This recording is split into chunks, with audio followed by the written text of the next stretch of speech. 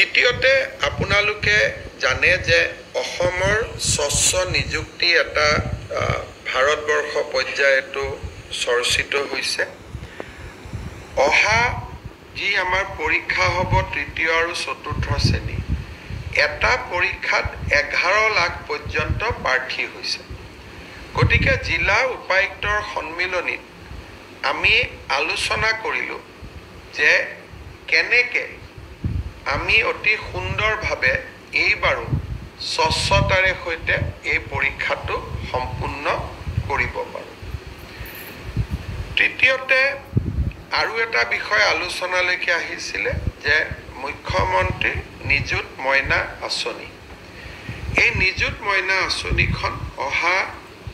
7 বা 8 আগষ্টৰ পৰা আমি প্ৰপত্ৰ বিতৰণৰ কাম আৰম্ভ কৰিম তাৰ আগতে আঁচনিখনৰ ওপৰত এখন আমাৰ সাংবাদিক